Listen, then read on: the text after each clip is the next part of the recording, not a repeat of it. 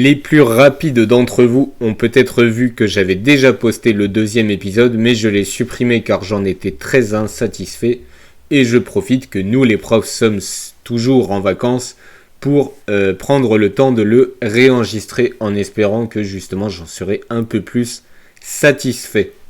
Nous avions dit plus et non pas plus de nouvelles négatives, mais allez, quelques minutes chrono sur une nouvelle qui doit vous rappeler le cirque actuel et à quel point il est vital aujourd'hui de vous en distancier et non de vous distancer, ne me corrigez pas s'il vous plaît, qui signifie qu'il vous faut prendre beaucoup de recul afin de vous recentrer, comme nous l'avions déjà dit à la fin du premier podcast. L'enseignement, c'est également la répétition. Vous le savez très certainement, 1,4 milliard d'euros ont été dépensés pour purifier la Seine. La baignade est pourtant interdite depuis 1923. Pour ceux qui sont forts en mathématiques, ça veut dire depuis 101 ans et pas 101 dalmatiens. En effet, la qualité de l'eau exposait déjà les baigneurs à des maladies. Les efforts pour assainir le fleuve commencent ensuite dans les années 80. Je vous demande de retenir ce chiffre. 80, là encore, pour ceux qui sont bons en maths, ça veut dire plus de 40 ans. Mais c'est depuis 2015, donc là presque 10 ans, retenez-le bien aussi, et le plan baignade que les collectivités concernées déploient 1,4 milliard d'euros dans des projets d'assainissement. Pour évaluer le taux de pollution, les entreprises examinent la présence des bactéries E. coli et entérocoques.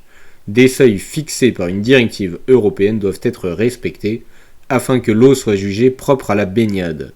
Ces deux bactéries fécales, je vous laisse faire vos recherches, d'origine humaine ne présentent pas de danger en elles-mêmes, mais servent d'indicateurs. Plus elles sont présentes dans l'eau, plus le risque de virus lié aux eaux usées l'est également.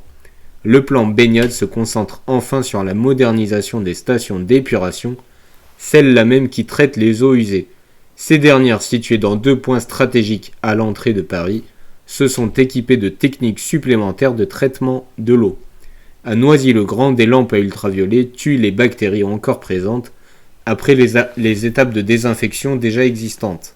Quant à la station de Valenton, elle utilise de l'acide performique qui permet la désinfection des eaux usées et a montré son efficacité pour permettre l'atteinte d'une qualité suffisante à la baignade grâce à des études qui sont menées à la fois en laboratoire et sur l'usine qui est située à Valenton. De par son fort pouvoir d'oxydation, cet acide performique présente une efficacité supérieure à tous les autres désinfectants chimiques. Un temps de contact court est suffisant pour diviser par 100 la concentration en bactéries. La réaction d'oxydation entraîne l'élimination définitive des bactéries sans rémanence, sans que ça reste dans les eaux. Par ailleurs, cet acide est efficace pour éliminer les bactéries sporulées qui sont réputées particulièrement résistantes aux autres traitements de désinfection.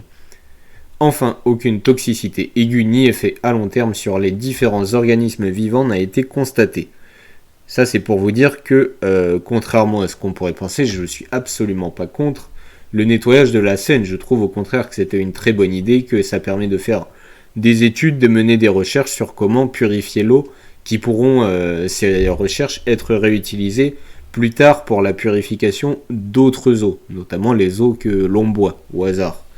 L'eau déjà correcte auparavant deviendrait alors propre à la baignade dans la Seine selon la mairie de Paris.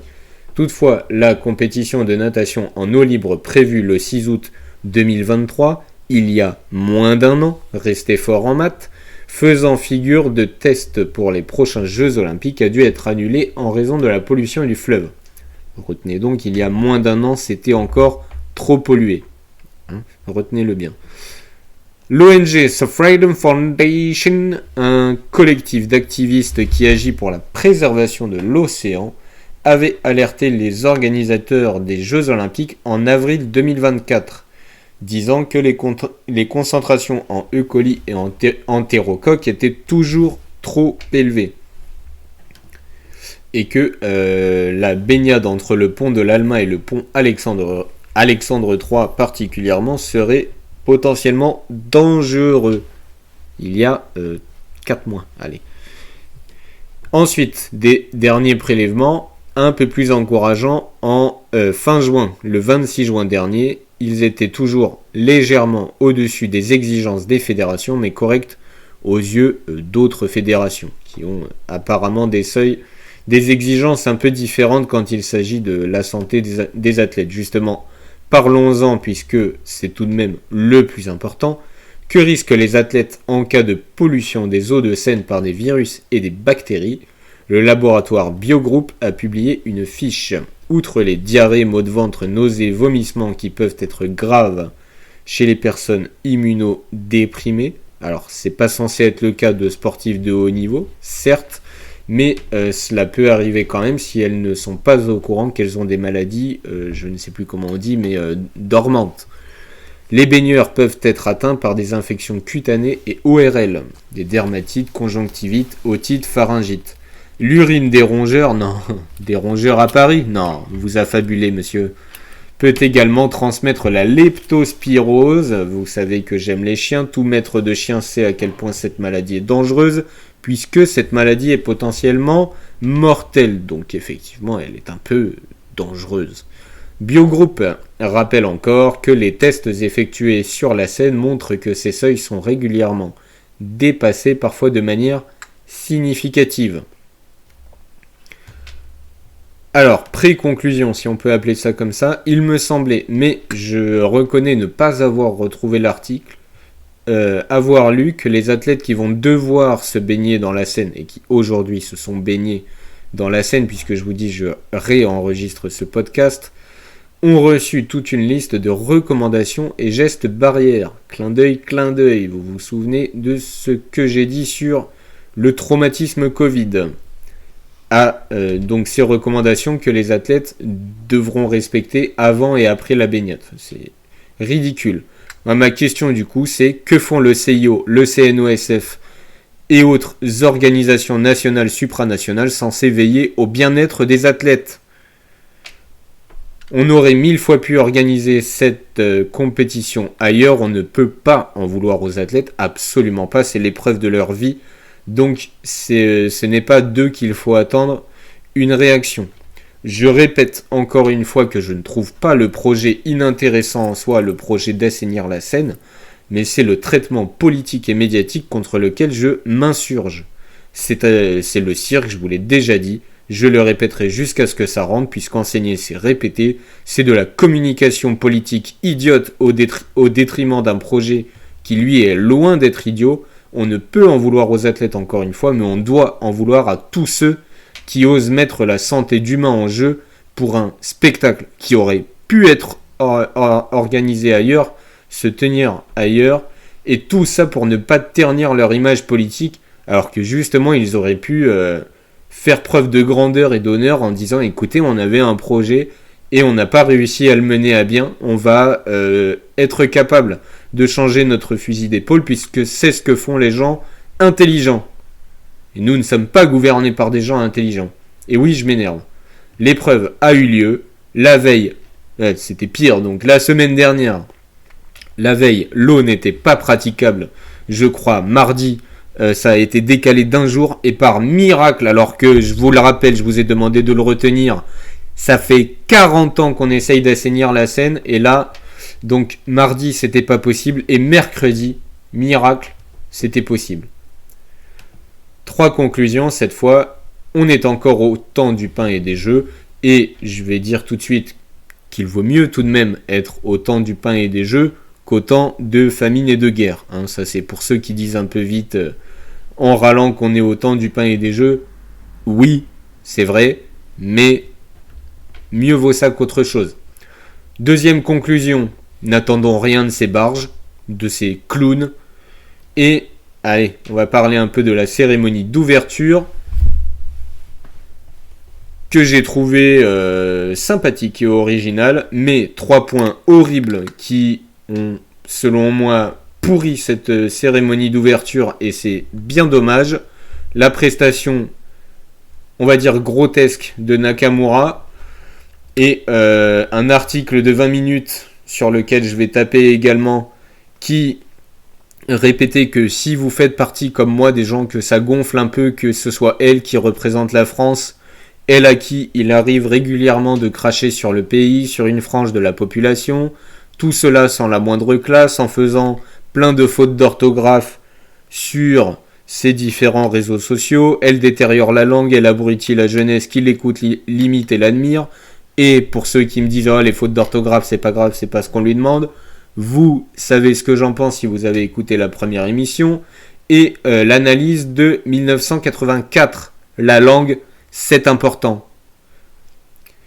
Donc, Nakamura. Et en plus, ces 2 premières chansons, à la limite, étaient à peu près correctes. On va dire, ce que je fustige plutôt, c'est le fait qu'elle ait chanté Jaja, ou plus ou moins, alors qu'il y a des millions d'enfants devant la télévision, elle chante je suis pas ta catin, je vous laisse chercher ce que ça cherche. Ce que ça signifie, pardon.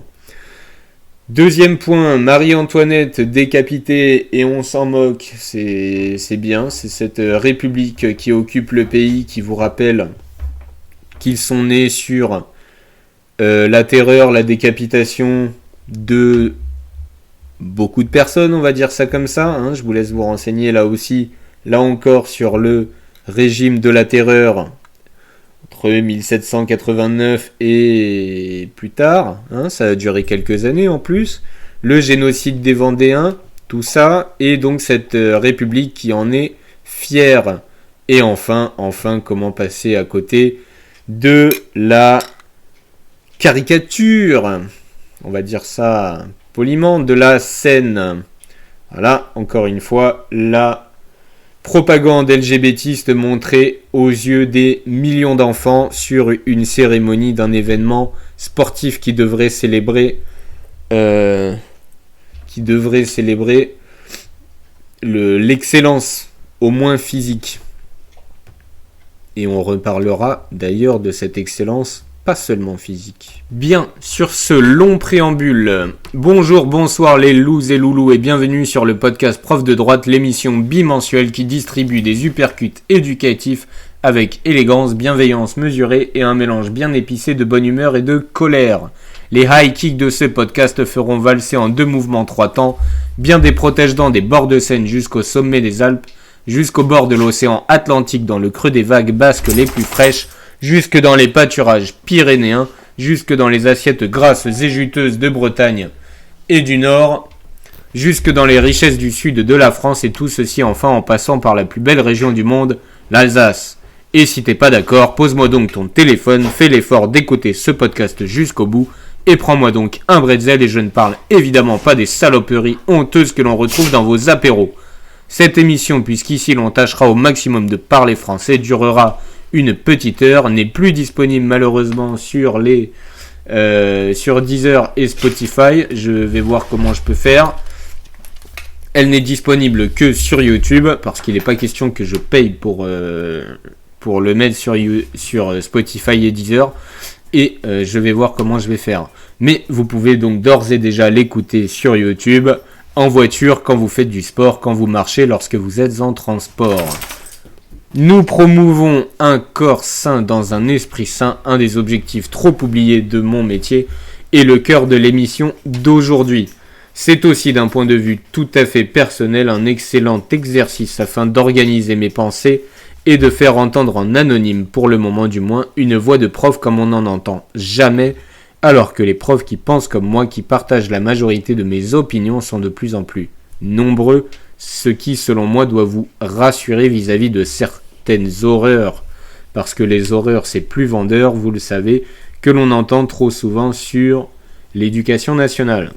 Par ce podcast, je m'astreins donc à une discipline de pensée. Je vous présenterai mes opinions, les valeurs que je partage et défends, que les parents, futurs parents, profs et membres de la communauté éducative, ou même les curieux, ce qui est très bien, et les anciens que je salue, sachent ce que vivent ou vivront les enfants et ce que vivent les profs également à l'école. Nous aborderons les problèmes des profs tout en défendant toutes les autres professions valables et vertueuses et en clamant haut et fort que les profs ne sont pas les plus à plaindre d'une part et sont en plus responsables en grande partie de la merde dans laquelle ils sont parfois aujourd'hui. Nous rappellerons aux profs la notion de neutralité politique, encore plus lorsqu'il s'agit de bourrer le crâne d'enfants, de mineurs, de valeurs antinaturelles, ce qui a un nom au mieux manipulation d'esprit en cours de formation dont nous avons la charge, et au pire, pédocriminalité. N'ayons pas peur des mots. Il va falloir réapprendre à forger l'esprit critique de la communauté enseignante comme des élèves. Ce sera un de nos combats essentiels, ne cédons pas aux modes et aux pseudo-dictates moraux aux conséquences catastrophiques sur notre jeunesse. Je vous donne quelques chiffres pour étayer très rapidement mon propos, nous allons en reparler, mais je souhaitais faire un mini point dès l'introduction, après avoir entre autres déjà abordé la question de la cérémonie d'ouverture, avec cette propagande infligée aux yeux de tous les enfants qui ont regardé cette cérémonie d'ouverture, soit environ 1 milliard de personnes devant leur poste de télévision qui ont vu ça. Donc, quelques chiffres. Selon le Williams Institute aux États-Unis, 6,4% des jeunes américains se réclamaient de la cause LGBT en 2012 contre 20%, soit un jeune sur 5 en 2022. Et selon l'IFOP en France, c'était 5% des jeunes en 2011, en France donc, et 13% en 2021, soit un jeune sur 10. Ne me parlez pas de libération des mœurs, je n'y crois pas une seconde, c'est une mode qui est suivie par les jeunes quasiment par définition, une mode destructrice comme beaucoup d'autres peuvent l'être, comme la pornographie, les écrans, la malbouffe, la fainéantise, le laxisme.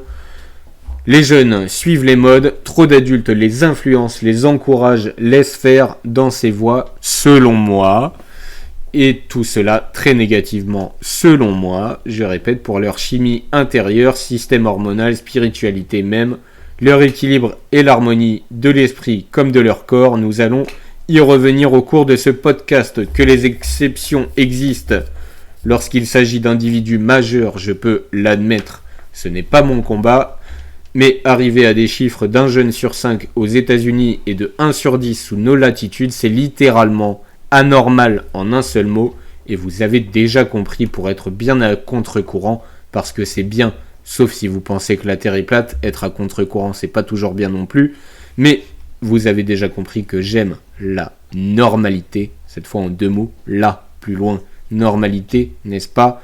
La nature et les efforts à fournir pour préserver et se préserver par le développement de soi et de son esprit critique face au narratif actuel de ses influences négatives et néfastes. Pour résumer en mots-clés ce que vous retrouverez dans cette émission: promotion du goût de l'effort, du travail et défense de la beauté de notre pays, discussion et aiguisage de nos esprits critiques, adoption d'une mentalité positive, sortie de la torpeur négativité, pensée unique et passage à l'action.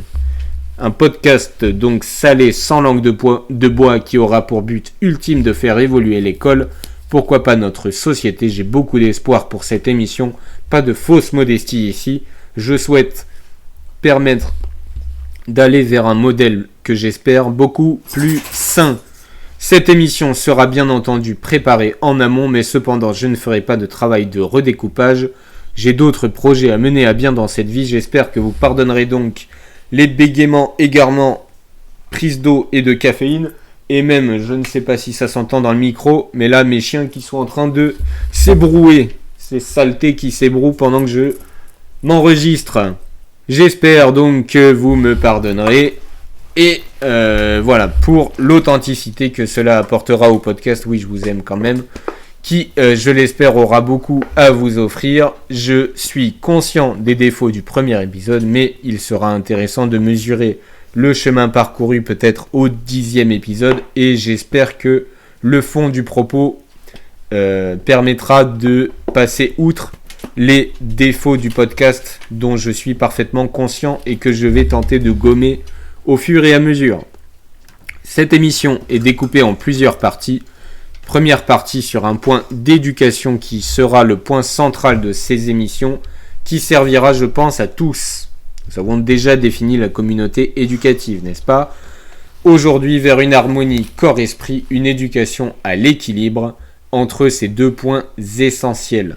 Deuxième partie, résumé, analyse d'un ouvrage. Aujourd'hui, Wolf Within de Sean Ellis.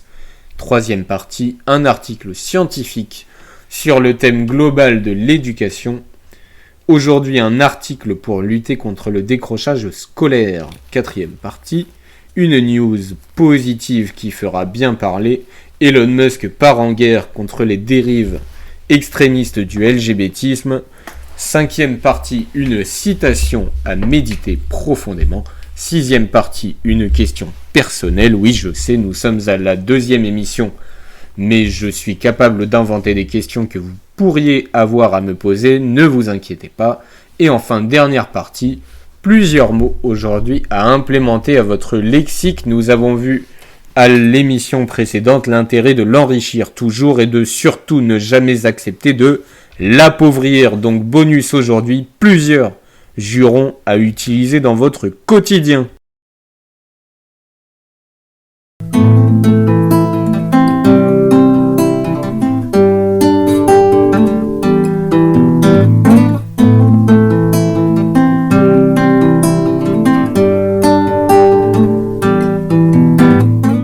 Première partie, donc pour une jeunesse physiquement et socialement éduquée. Pour bien faire le prof, je vais me permettre de vous citer une phrase essentielle de nos chers programmes avant d'entrer dans le vif du sujet pour rappeler que je n'invente pas des choses hors sol. Tout au long de la scolarité, l'éducation physique et sportive a pour finalité de former un citoyen lucide, autonome physiquement et socialement éduqué dans le souci du vivre ensemble. Chaque terme ici est important. Il s'agit d'amener les enfants et les adolescents à rechercher le bien-être et à se soucier de leur santé. On assurera bien entendu l'inclusion également des élèves à besoins éducatifs particuliers et des élèves en situation de handicap. Et il s'agit enfin d'initier au plaisir de la pratique sportive. On pourra rediscuter largement du secondaire, collège-lycée, où selon moi tout est trop découpé, ce qui a un impact un peu négatif sur le plaisir pris à l'école par les élèves, mais ce n'est absolument pas le point de cette émission, et il faudrait là pour le coup totalement en discuter avec des gens qui vivent comme professeurs au collège et au lycée. Ce serait très intéressant.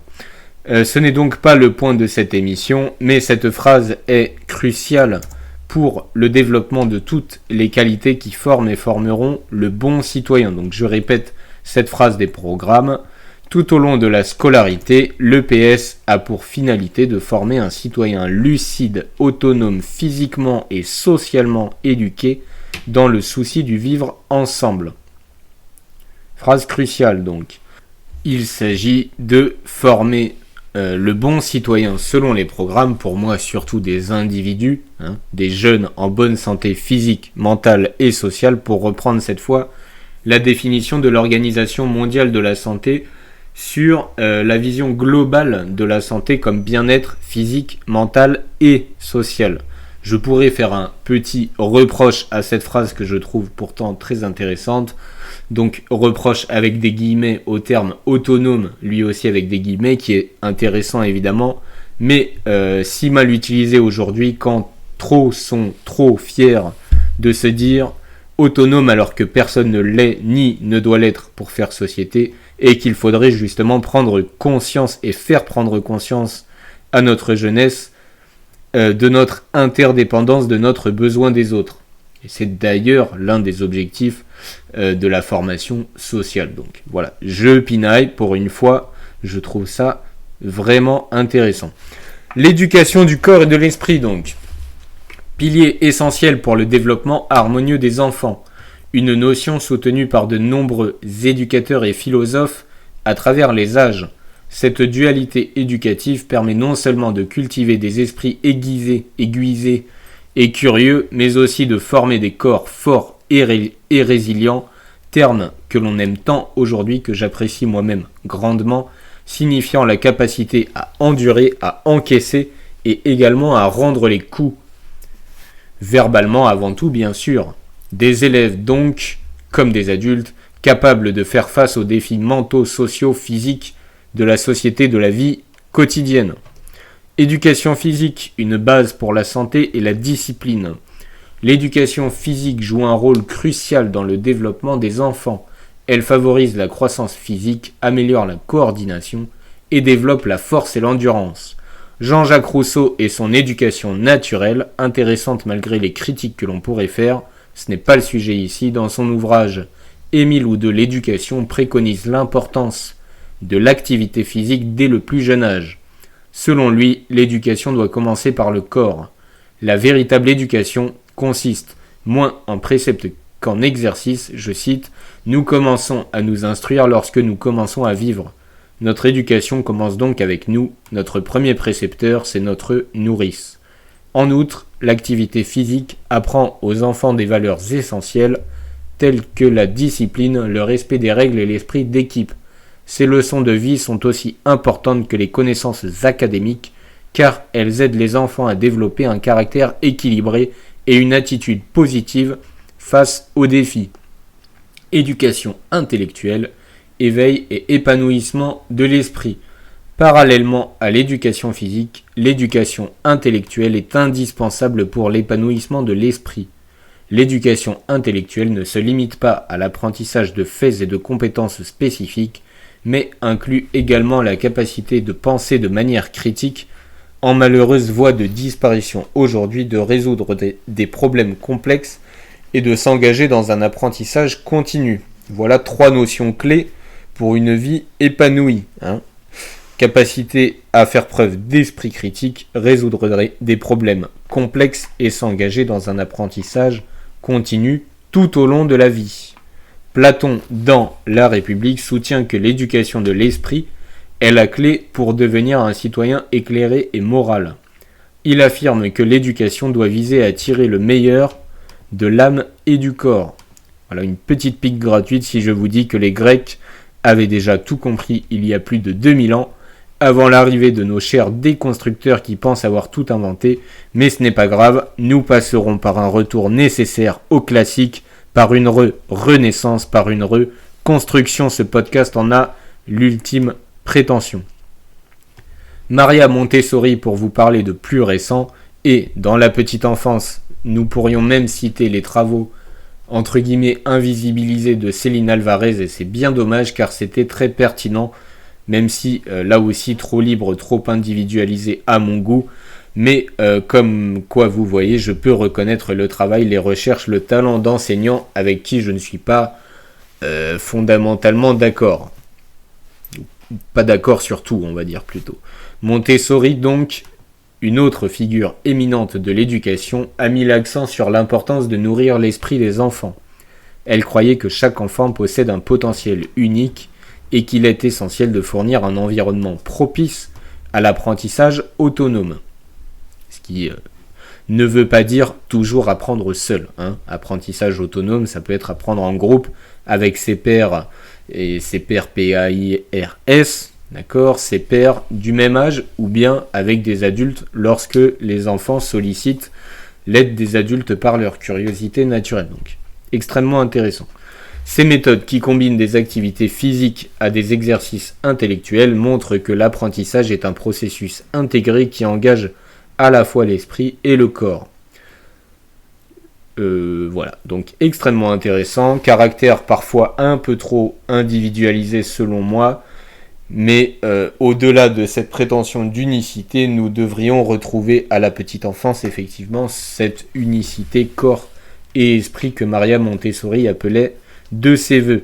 Mais cessons de nous croire si uniques, si spéciaux, c'est trop souvent de la prétention mal placée et pire, nuisible à tout niveau. Nous devons faire société. Équilibre entre corps et esprit, clé du développement harmonieux. Pour atteindre un développement harmonieux, il est crucial d'établir un équilibre entre l'éducation du corps et celle de l'esprit. Ce principe d'équilibre est soutenu par les travaux de Johann Heinrich Pestalozzi, et ce n'est pas un nom de pizza, c'est le nom d'un éducateur suisse qui a mis en avant l'importance de développer le cœur, la tête et les mains. Il affirme que l'éducation complète doit englober le développement physique, intellectuel et moral. L'idée d'un développement équilibré est également soutenue par les recherches contemporaines en psychologie de l'éducation. De nombreuses études montrent que les enfants qui participent régulièrement à des activités physiques performantes ont de meilleurs résultats académiques.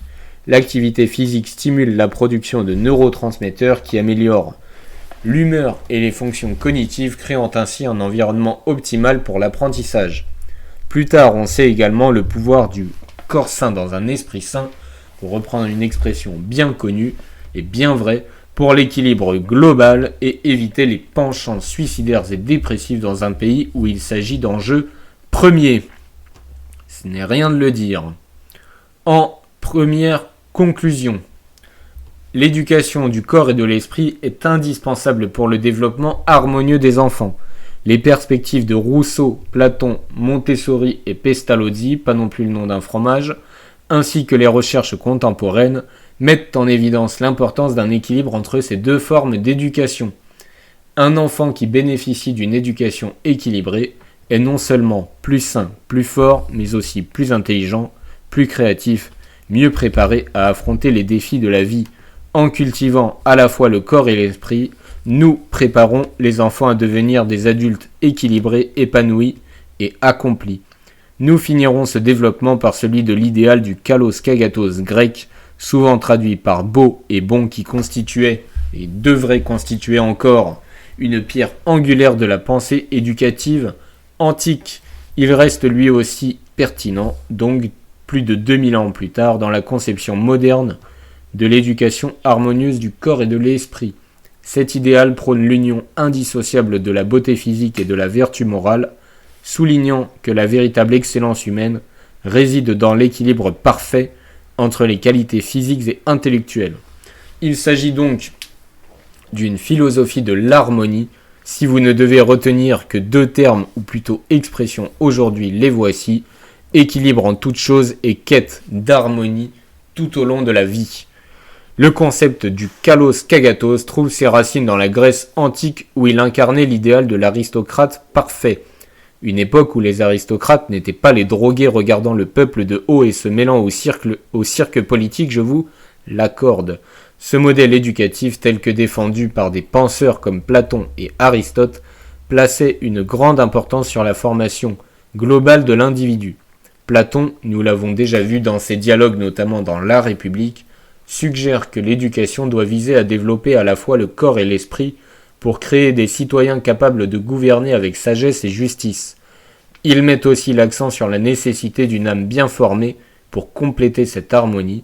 Donc nous pourrions ajouter à l'harmonie corps-esprit l'harmonie de l'âme, de la spiritualité. Ce n'est pas réellement le sujet aujourd'hui, mais je vous conseille, vous, adultes, de le préserver dans un recoin éclairé de votre mémoire. Aristote, contemporain de Platon avec qui il a créé une notion mettant leur quête de vérité au-delà d'une quelconque recherche d'amitié, dans son ouvrage Éthique à Nicomaque, renforce cette idée en affirmant que l'éducation doit viser à développer les vertus éthiques et intellectuelles. Pour lui, le but ultime de la vie humaine est l'épanouissement qui ne peut être atteint que par une vie équilibrée et harmonieuse, intégrant les aspects physiques et moraux. L'éducation physique dans l'esprit du kalos kagatos maintenant. Dans la Grèce antique, l'éducation physique était essentielle pour atteindre cet idéal. Les jeunes garçons étaient formés dans les gymnases où ils participaient à des activités sportives visant à développer leur force, leur endurance et leur beauté physique. Des notions non subjectives, n'est-ce pas ? Les Jeux Olympiques antiques, j'ai parlé partiellement de ma vision des Jeux Olympiques, disons simplement que si aujourd'hui les spectateurs étaient eux-mêmes dans une quête d'harmonie, dans une recherche de valeur, d'équilibre, cela me gênerait moins que la vision que j'ai malheureusement aujourd'hui de déprimés en surpoids se laissant happer par le télécran, pour reprendre les termes de la semaine dernière, et ne faisant plus rien pour eux s'améliorer et progresser, en admirant les idéaux de développement de l'élite. Et voire pire aujourd'hui, ils se permettent du fond de leur canapé de moquer les athlètes. De plus, aujourd'hui, l'argent, le capitalisme ont beaucoup abîmé les Jeux Olympiques modernes, puisque, pour résumer, et nous ferons peut-être un spécial JO selon leur déroulement, je pense que vous avez déjà compris que je suis assez fan de sport et de la lecture que ça peut donner du monde, mais qui dit argent dit corruption et dopage, bien que des signes de tricherie aux Jeux Olympiques antiques aient déjà, semble-t-il, été relevés. Mais les Jeux Olympiques modernes ont malheureusement été un peu abîmés, même s'ils restent le symbole de l'excellence, ce qui fait toujours quand même du bien aujourd'hui. Donc, les Jeux Olympiques, antiques comme modernes, célèbrent les exploits physiques et mettent en avant l'importance de l'entraînement corporel et mental. Vous savez que les athlètes ont très souvent des préparateurs mentaux également. Cette valorisation du corps allait de pair avec une stricte discipline. Là, on est revenu sur l'Antiquité, essentielle pour inculquer les vertus de persévérance, de courage et de maîtrise de soi. Voilà une phrase à ancrer dans votre mémoire avec un E et à ancrer à votre cœur avec un A. L'éducation physique seule, cependant, n'est pas une fin en soi.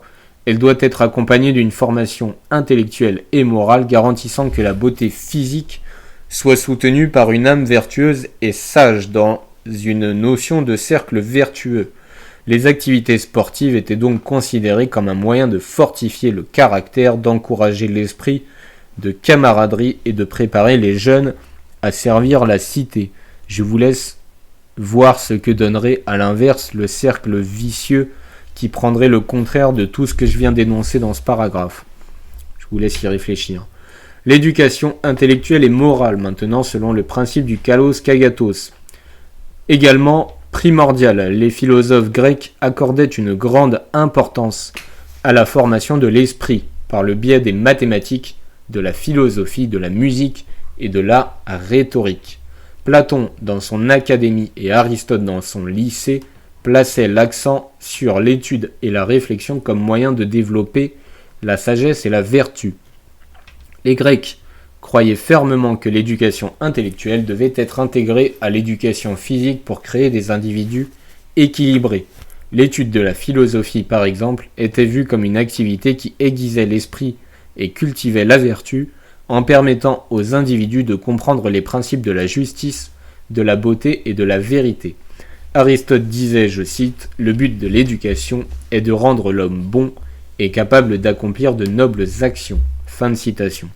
Petite aparté, Pierre de Coubertin est resté célèbre, vous le savez, comme le rénovateur des Jeux Olympiques, donc créateur des Jeux Olympiques modernes, mais saviez-vous qu'il a été lui-même champion olympique de littérature? Des compétitions artistiques étaient en effet organisées lors des Jeux de 1912 à 1948. Des médailles étaient décernées pour des œuvres d'art ayant un lien avec le sport dans 5 catégories: l'architecture, la littérature, la musique, la peinture et la sculpture. Oui, je sais, j'ai dit que je ferais un spécial JO, mais que voulez-vous, je ne peux pas m'en empêcher. Vraiment, le sport permet de comprendre énormément d'aspects de notre société et d'avoir un regard parfois différent, mais toujours intéressant, sur ce qui est proposé aujourd'hui. Nous ferons cet épisode spécial sport qui commencera d'ailleurs par la définition du mot sport et la différence faite au sein de l'école avec l'éducation physique et sportive. Et donc, Jeux Olympiques de 1912 à 1948 ont donné une grande importance et des médailles pour ce qu'on va appeler l'éducation de l'esprit, pour faire simple. Application moderne du kalos kagatos, aujourd'hui cet idéal reste pertinent dans notre conception de l'éducation. Une éducation équilibrée qui intègre à la fois les aspects physiques et intellectuels est reconnue pour ses nombreux bénéfices.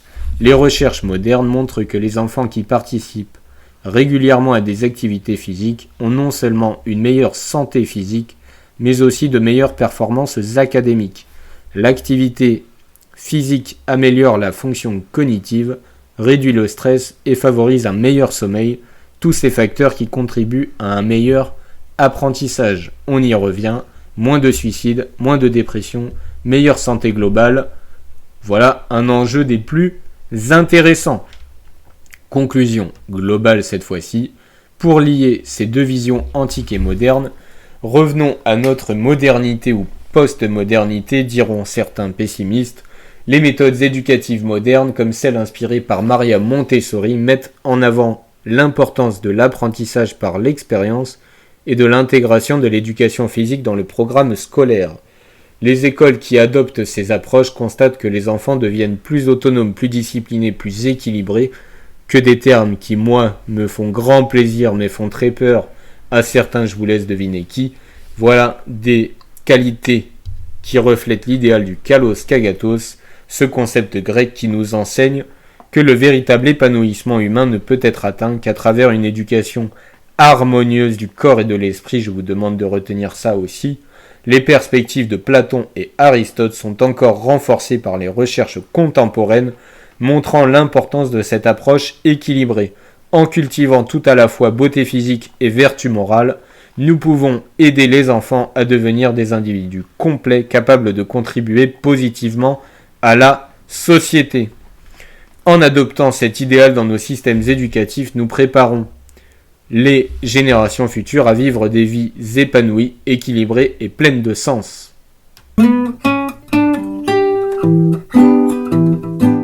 Deuxième partie, étude d'un ouvrage, aujourd'hui Wolf Within, How I Learned to Talk Dog par Sean Ellis en 2010. Le loup intérieur, comment ai-je appris le langage du chien si je traduis aussi habilement et fidèlement que possible ce titre. Il étudie et vit avec les loups dont la société, la meute, est très hiérarchisée comme nous allons le voir. Il se trouve accepté après une longue période d'essai par une meute et d'ailleurs, les loups sont donc capables d'inclure un membre extérieur d'une autre espèce et ils le placent tout en bas de leur échelle hiérarchique. Ils n'acceptent pas quelqu'un pour le faire entrer dans leur meute en le mettant en haut, n'est-ce pas ? Puis il suit des loups à qui l'on rend progressivement leur liberté de l'espace comme à Yellowstone aux États-Unis, mais il se rend compte que l'espace seul ne suffit pas pour que les loups, entre guillemets, s'épanouissent selon ce que lui ressent puisqu'il est grand ouvert à ses instincts. Il comprend que leur besoin c'est une meute rivale. Il écrit, et cela me semble très intéressant à transposer à l'homme, je traduis, si la vie est trop facile pour eux, la nourriture est abondante et s'il n'y a plus de danger immédiat, ils commencent à s'attaquer entre eux. Il va donc, avec des enregistrements audio, simuler la présence d'une meute rivale pour stimuler la meute présente qui va alors se serrer les pattes. À vivre trop près des loups, chacun de ses retours à la vie humaine est douloureuse. Il dit regretter chaque fois la vie simple et équilibrée, une vie sans tromperie, malice, cruauté gratuite, ou encore garder la meute nourrie et sauve est ce qui leur importe le plus et ils ont du respect pour les créatures avec qui ils partagent le monde. Ils tuent pour manger, oui, mais jamais par plaisir, ou plus qu'ils ne peuvent manger. Le chien est le descendant du loup, par sélection poussé sur des générations et des générations. Le premier animal domestiqué par l'homme, ce qui a mené à l'espèce animale à la plus grande diversité génétique, allant du chihuahua au Saint-Bernard, et qui est l'espèce humaine à la plus grande loyauté, et c'est souvent l'un des points les plus impressionnants chez cette extraordinaire animal. Je l'ai dit à la présentation du logo à la première émission, je suis un inconditionnel du chien dont la joie de vivre comme la loyauté n'a aucun équivalent et ils sont de plus à l'aise et en paix avec leurs instincts jusqu'à se lécher les boules en public. L'auteur écrit que le chien garde du loup ce besoin de hiérarchie et à la naissance dans une portée, certains chiens seraient déjà des alphas qui sont les plus intelligents, les seuls à pouvoir se reproduire et contrairement à ce que l'on entend, ce ne sont absolument pas des bagarreurs, ils ont un grand instinct de préservation puisque s'ils meurent, que ce soit le mâle alpha ou la femelle alpha, il se peut que toute la meute meure. Viennent ensuite les bêtas qui, comme leur nom l'indique, ne sont pas là pour réfléchir mais pour se battre. Les testeurs et non pas les bêta-testeurs qui sont eux très intelligents mais pas bagarreurs. Puis une suite hiérarchique jusqu'à l'échelon le plus bas qui est tout autant essentiel. Et il y a également trois autres rôles essentiels que l'auteur définit, le chasseur, la nounou et l'oméga qui me semble particulièrement intéressant. On pourrait presque l'appeler le prof. C'est celui qui est capable d'absorber l'énergie, l'agression des autres. On pourrait aussi l'appeler le médiateur dans la société humaine qui prend les intérêts du groupe avant les siens, quitte à prendre des coups sans jamais les rendre, sans jamais perdre ses nerfs. Il est essentiel et pourtant, après la chasse, c'est lui qui a les moins bons morceaux. Les hypothèses de l'auteur sont soutenues par le plus célèbre éducateur canin du monde, César Millan. Cette différenciation selon l'auteur se fait peut-être dès la naissance ou très tôt dans l'éducation, et il émet l'hypothèse que c'est la mère surtout qui a une grande influence sur le devenir de ces louveteaux pour le loup ou sur les chiots également pour le chien. Le mâle alpha est le seul qui peut se reproduire comme la femelle alpha, le bêta celui qui peut travailler avec l'armée pour les chiens qui sont avec les hommes, car il est capable de faire preuve d'agressivité contrôlée, de combattre aux côtés des forces de police, et les autres rangs que l'auteur définit ne sont pas capables, selon lui, d'effectuer ces tâches. D'où l'intérêt de cet ouvrage.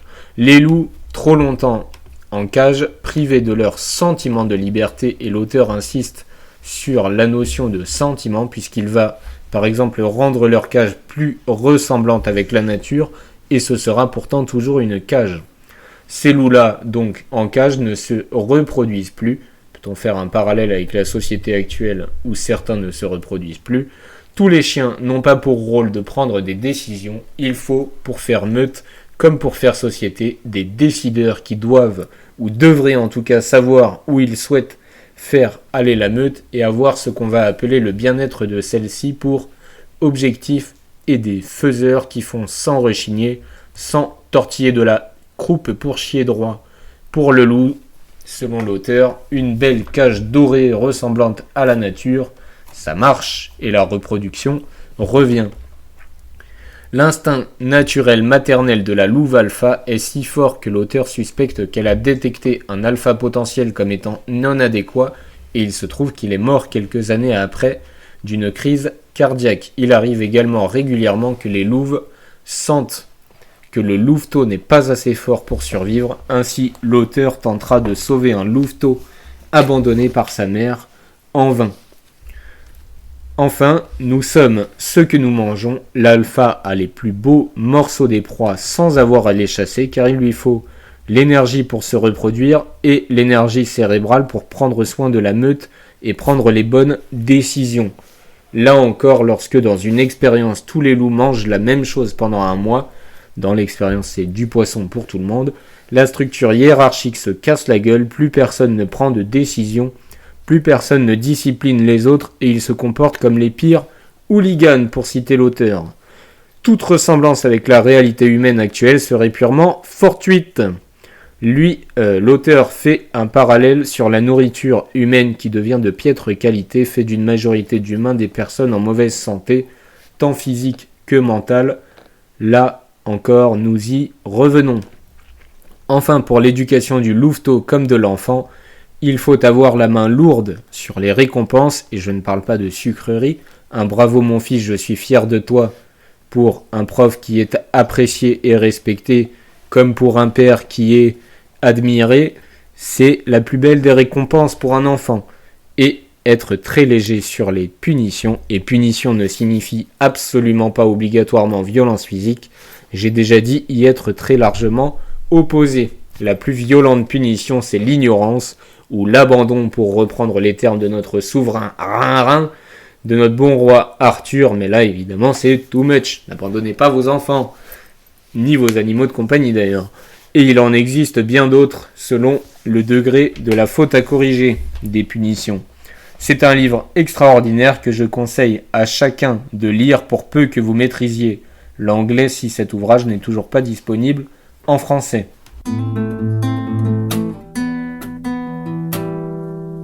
Troisième partie, un article scientifique d'éducation. Aujourd'hui, agir contre le décrochage scolaire, un article un peu vieux qui date de 2013, écrit par Anne Armand, Bernard André et leurs collaborateurs.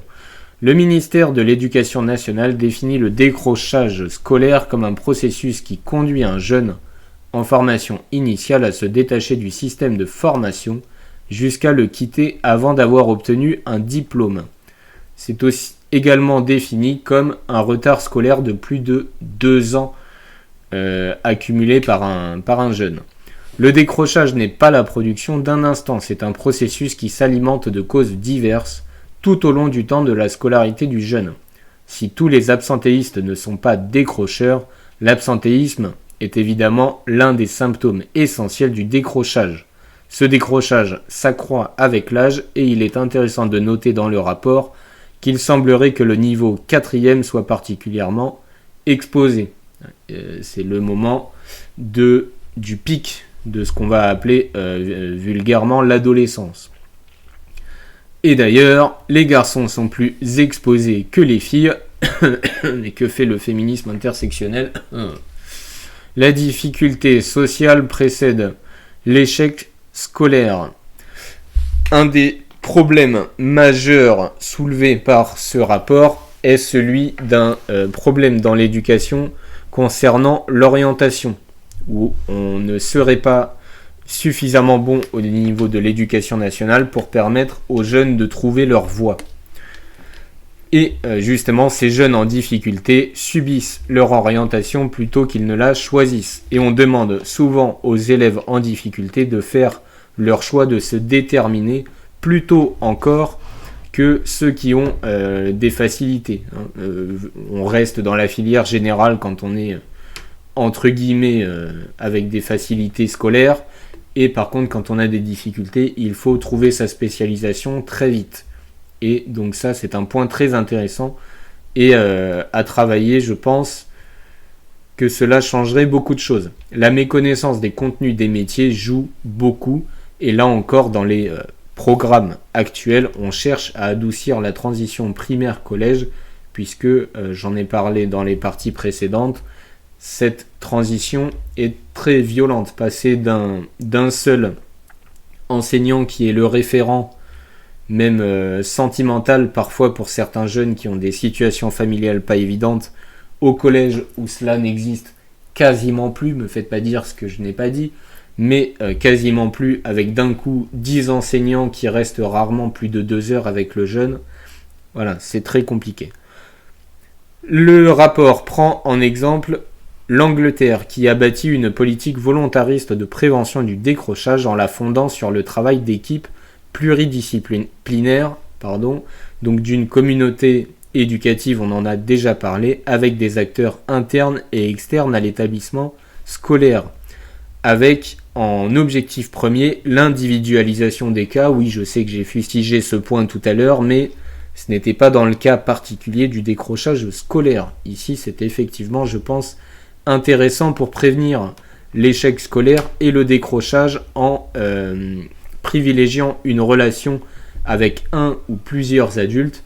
On revient sur cette notion d'avoir un adulte tuteur de résilience au collège, ce qui est malheureusement très compliqué, mais ce serait vraiment vital, je pense, aujourd'hui de retrouver le moyen de faire ça. C'est parfois le rôle des CPE, d'un enseignant, de ce qu'on appelait l'enseignant de référence, le professeur principal. L'autonomie de l'établissement doit également être développée selon le rapport et la pédagogie adoptée doit être animée par un regard de bienveillance, de confiance et d'espérance pour chaque élève, bien entendu. Il faudra les accompagner de manière globale en respectant l'unicité de notre jeune et rappeler, et c'est excellent même que cet article se permette de le rappeler, que la famille est la première éducatrice. Nous allons mener une pédagogie d'éducation à la liberté et à la responsabilité. Voilà un terme que beaucoup, même adultes, devraient entendre aujourd'hui. Ce qui paraît particulièrement intéressant à retenir, c'est le principe de l'approche globale, holistique, on pourrait dire, de l'élève.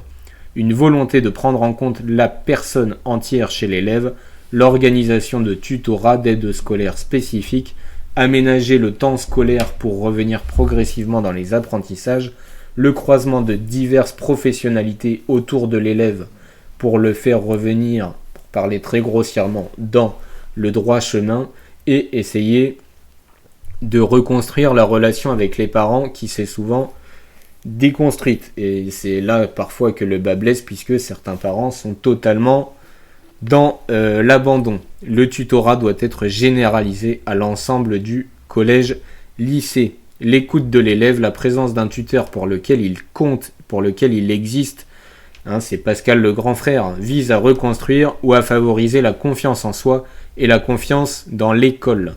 L'individualisation, encore une fois, semble être le concept le plus important pour lutter contre ce phénomène. On préviendra le décrochage et la lutte contre l'absentéisme qui est le premier symptôme. En conclusion, et c'est encore une fois très bien que cet article se permette de le rappeler, l'école ne porte pas seule la responsabilité des causes du décrochage, elle ne peut donc pas à elle seule y apporter une réponse. Ce qui ne veut pas dire qu'elle ne peut rien faire, mais il faut être conscient qu'il nous faudra réellement, et c'est encore une fois le but de ce podcast, avoir une communauté éducative soudée.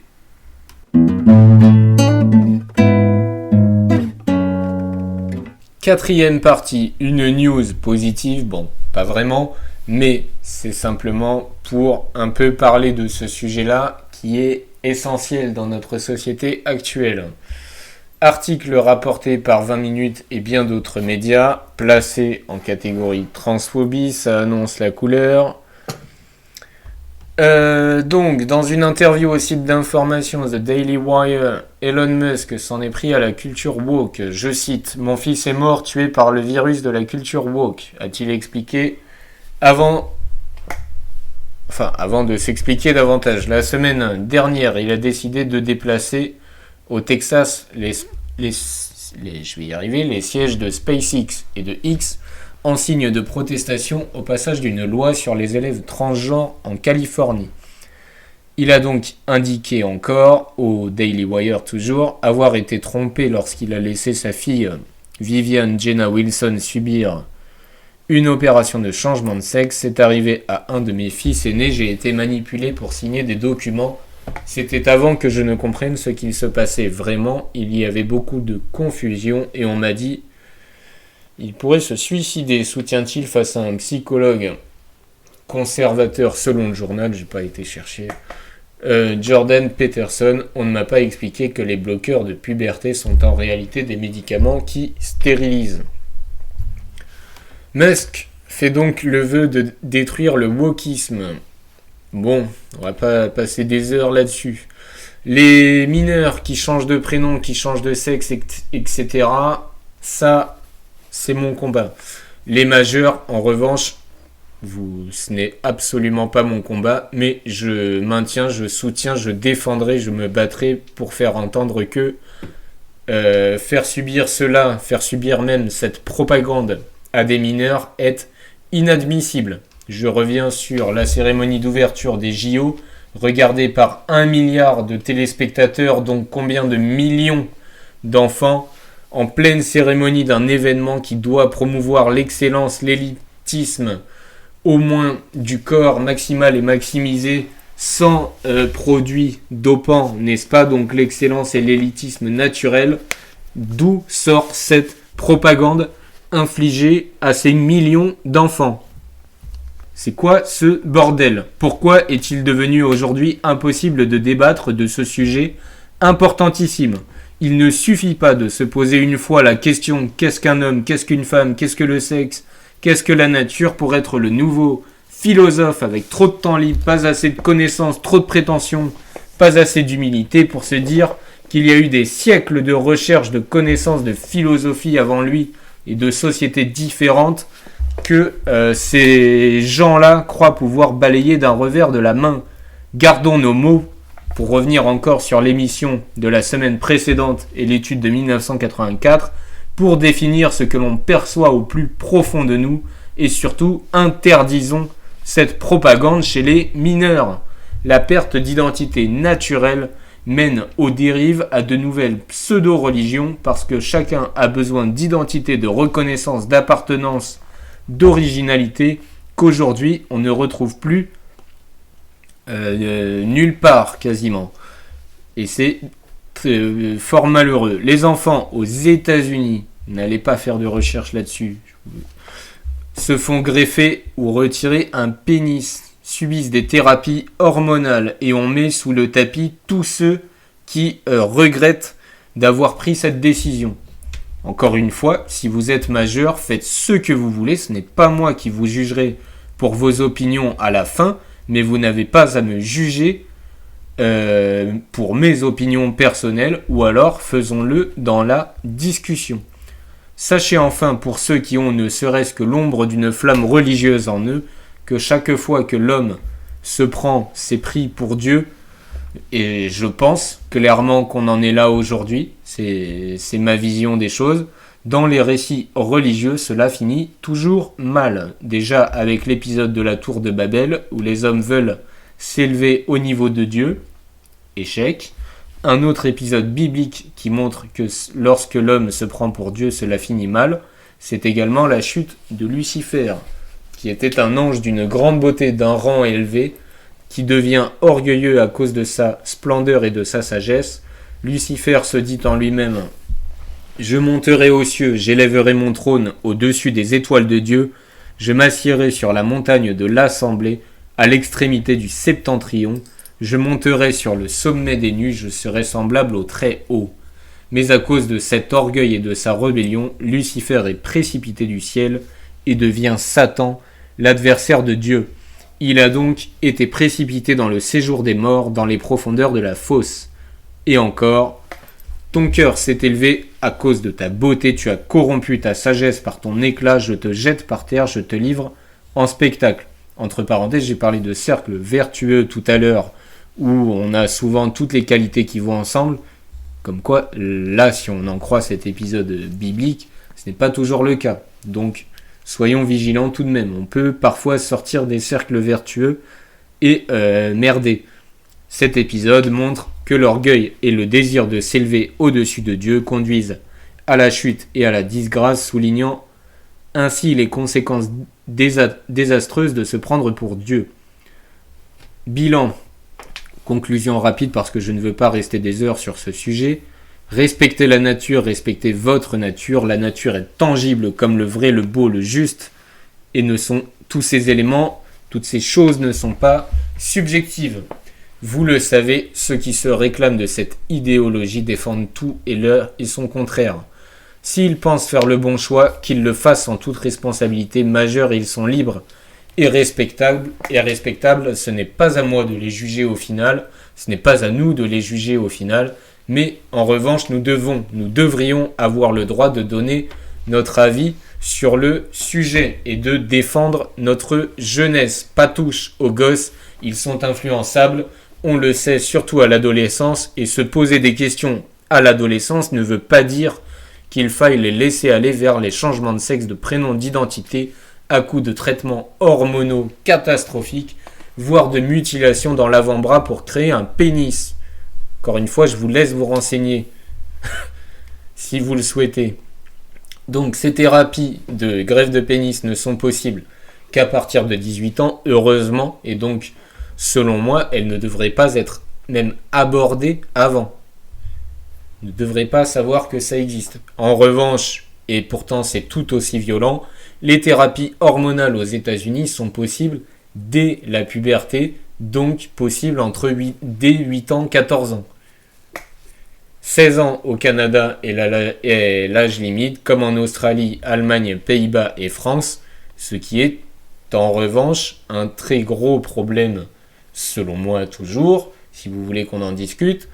J'ai personnellement un gros problème avec ça, surtout en ayant vu dans un documentaire qu'il suffit, et c'est un peu ce que Elon Musk disait, qu'il suffit de très peu de temps de discussion avec psychologues, médecins, familles, qui sont parfois désemparés parce qu'elles tiennent à raison tout à fait à soutenir leur enfant, et une fois la thérapie hormonale démarrée,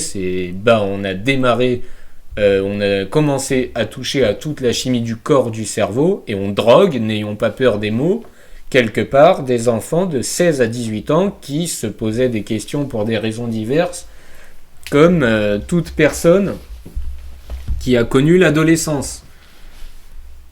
Je vais faire un parallèle, c'est parfois un peu maladroit, mais simplement pour dire que personnellement, je n'étais pas au courant de même ce qu'était la femme avant 14-15 ans. Il me semble inimaginable qu'aujourd'hui les adolescents en viennent à se poser des questions pareilles à cet âge tout seul. Ce n'est selon moi pas le cas. Ils subissent tout un tas de facteurs, télévision, perturbateurs endocriniens, discours, matraquage publicitaire, encore une fois la cérémonie d'ouverture des Jeux Olympiques, le récit actuel de la tolérance et de l'auto-construction de son identité, et que nous sommes des coquilles vides qui ne viennent de nulle part. C'est ça qu'on entend aujourd'hui. Je ne sais pas s'il est possible, voire même souhaitable, là encore je veux bien en discuter, de revenir à l'innocence dont je parlais et mon cas personnel où nous découvrions plus ou moins l'autre sexe, le beau sexe, comme on dit, à 14-15 ans, pas avant. Mais c'est... Le monde change, on va dire. Autre documentaire que j'ai vu, lui aussi terrible, des personnes qui avaient changé de sexe et qui souhaitaient revenir sur leur décision et qui, pour le coup, vivaient, pardonnez-moi l'expression, vraiment l'enfer, puisque supportés par absolument personne, ni les proches qui s'étaient déjà opposés à la première transidentité, disons cela comme ça, et ces personnes-là de la communauté LGBT++, qui refusent ce pas en arrière et ne soutiennent absolument pas ce changement, alors qu'ils se disent tolérants d'absolument toutes les identités. Ces personnes-là sont donc invisibilisées, et c'est le pire. Sachez, parents, que les chiffres des suicides sont de 2 à 4 fois plus élevés chez les personnes de la communauté LGBT pour plein de raisons, bien évidemment, et certaines qui ne sont évidemment pas défendables, puisque le rôle d'un proche, comme son nom même l'indique, c'est justement de rester proche, d'être un soutien, de rester présent. C'est la définition de ce que vous êtes si vous êtes un proche. Vous pouvez ensuite discuter sereinement avec l'individu concerné, mais on reste présent. Laissez-moi donc faire le choix personnel de suivre mon instinct, la nature et l'histoire avec un grand H.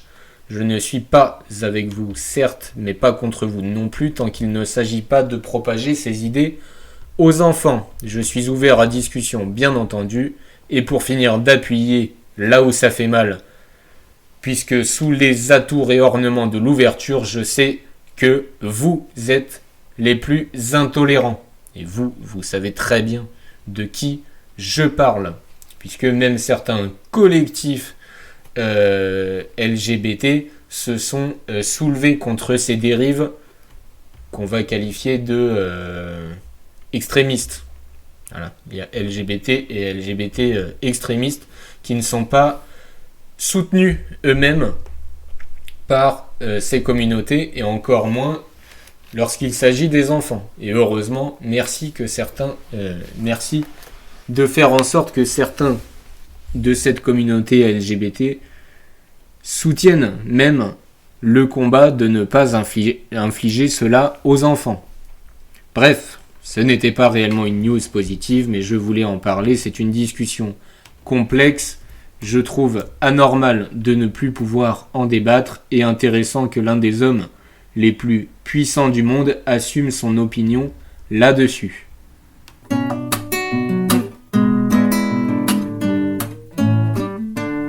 J'ai l'impression d'avoir été un peu confus dans cette dernière partie. J'espère que cela reste à peu près audible tout de même. Mais voilà, je pense qu'on a senti que ces questions-là me mettent vraiment très mal à l'aise, et que il me semble en tout cas que justement c'est un signe que naturellement c'est absolument anormal, et comme je suis à l'écoute de mes sensations naturelles, j'ai beaucoup de mal avec ce sujet, donc je pense qu'on n'est absolument pas prêt d'en reparler, même si certains souhaitent en discuter, et que je ferai de mon mieux. Donc 5e partie. Question personnelle. Pourquoi suis-je devenu prof ? Tout simplement parce que j'ai une famille de profs et que j'aime transmettre. Il faut d'ailleurs un certain ego, je le reconnais, pour avoir cette prétention. Et la capacité, selon moi, a toujours montré que l'on tient la route. J'ai connu d'excellents profs, mais qui étaient si avachis, déprimés physiquement, à la masse, sans mauvais jeu de mots, et je parle de tenue et pas de surpoids pour les deux du fond qui ne suivent pas, mais je suis convaincu que ce sont des éléments que les élèves ressentent et que sans parler de prestance et de charisme dans la voix notamment, pour reprendre François Dubé qui affirme que c'est le plus important chez un prof pour qu'il soit écouté longtemps, c'est absolument fondamental pour faire un bon prof. Et ensuite, bien entendu, il faut savoir quoi enseigner, comment enseigner, et on se perfectionne chaque année. Je me dirigeais vers l'éducation physique et sportive, d'où mon goût prononcé pour l'étude du monde avec le prisme du sport par moment. Mais le public adolescent n'était pas vraiment ce que je préférais, et surtout n'enseigner que le sport ne me plaisait pas. Aujourd'hui, la globalité de l'enseignement primaire, de la musique à l'anglais, à la discipline, au sport, en passant par les fondamentaux du lire, écrire, compter, j'adore ça. J'ai toujours d'excellentes relations avec les parents qui, je pense, sont même infiniment plus fortes que si j'étais simplement, désolé de le dire comme ça, professeur d'EPS. Voilà, j'apprécie grandement les relations que j'ai avec les familles, qui apprécient justement très souvent mon côté un peu à l'ancienne à tous les niveaux, où je suis un peu dur en essayant d'être toujours juste, et je mets également des notes, ce qui se fait de moins en moins dans le milieu primaire. J'en ai pas beaucoup évidemment, mais je considère que c'est important pour savoir où les enfants se situent, notamment par rapport à la moyenne, en rappelant que la moyenne c'est 15 sur 20 et pas 10 sur 20 si on veut faire une moyenne solide. Finalement, je me rends compte que les parents sont en demande, et lorsqu'il arrive un désaccord, puisque cela peut arriver, j'en discute, j'écoute les inquiétudes des parents qui protègent le trésor que sont leurs enfants, je ne l'oublie jamais. La plus grande difficulté, très clairement, ce sont les parents démissionnaires et les absences de père, autant PAIRS que PE accent grave, RES cette fois-ci, et les dégâts immenses, incommensurables que cela occasionne sur l'enfance.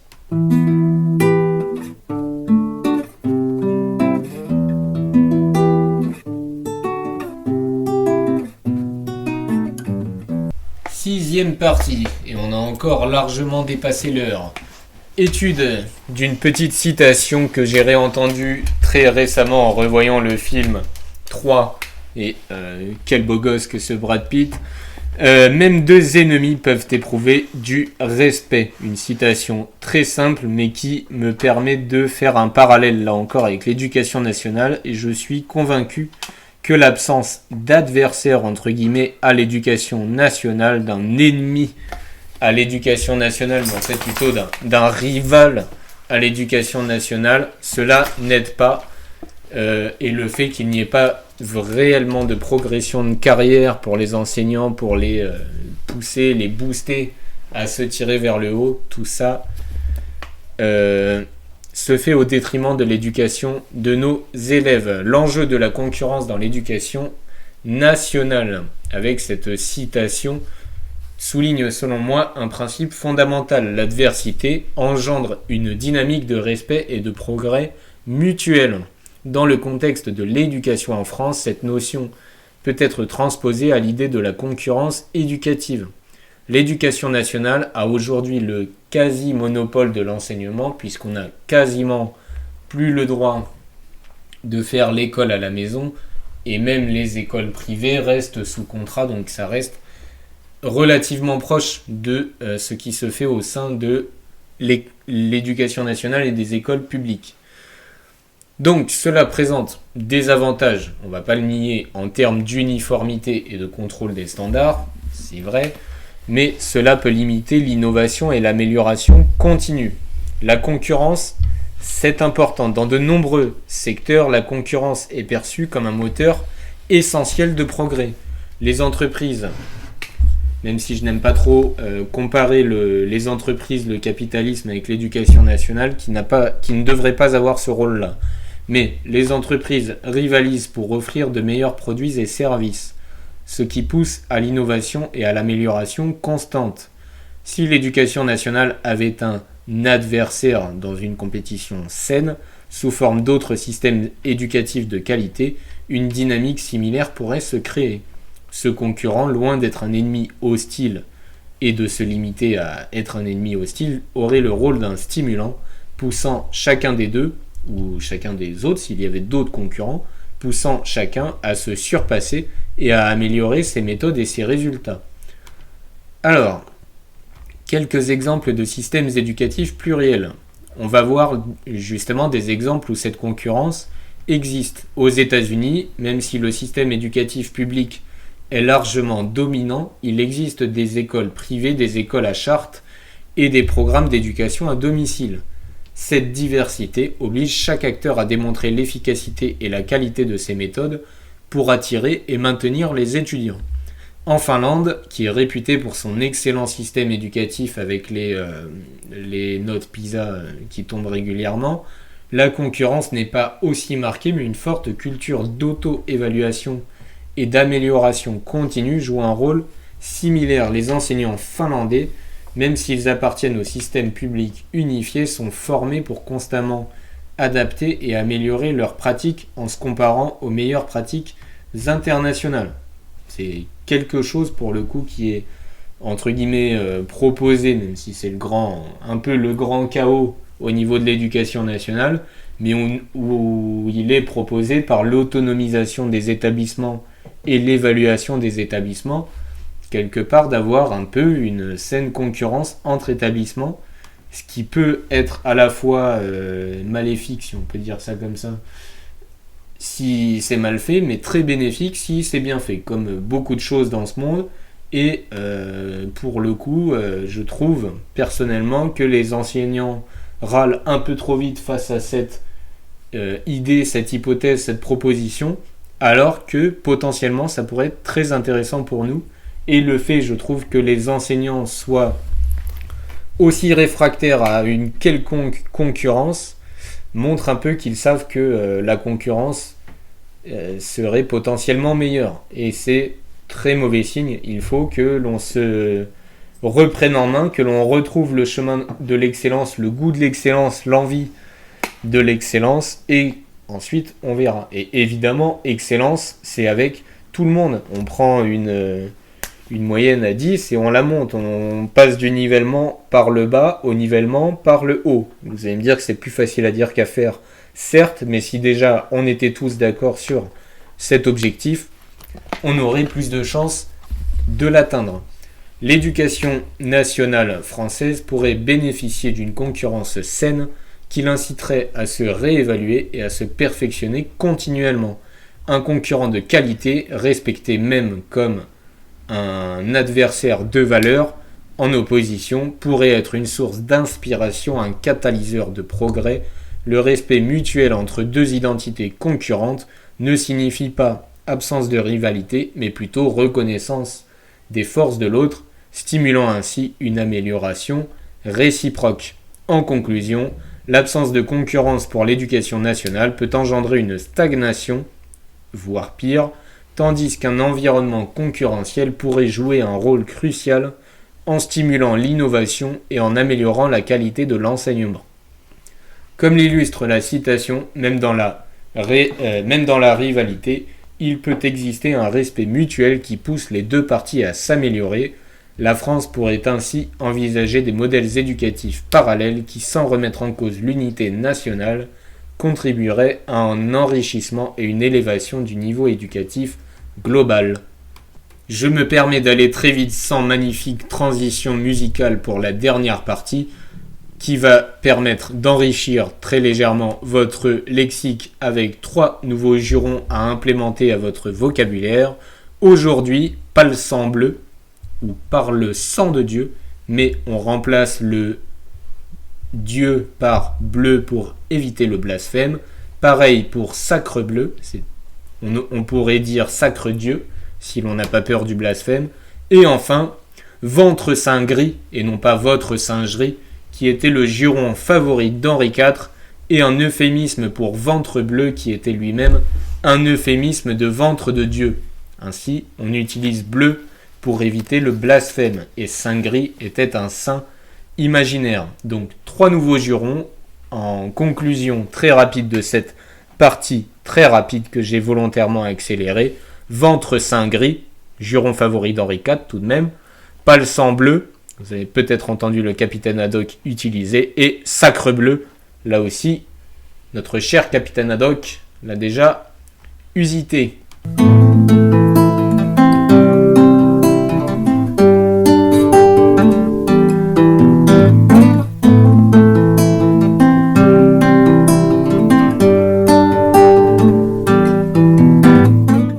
En conclusion de ce podcast, je rappelle, comme à l'accoutumée, que parents, votre rôle est d'inculquer des valeurs saines, de laisser vos enfants être naturellement curieux d'apprendre, d'enrichir leur monde, de veiller à leur sommeil, alimentation, temps d'écran, etc. et de communiquer avec toute la communauté éducative qui l'entoure. Notre rôle à nous, enseignants, il est bon de le rappeler, est d'aider à la formation des valeurs saines et toujours naturelles.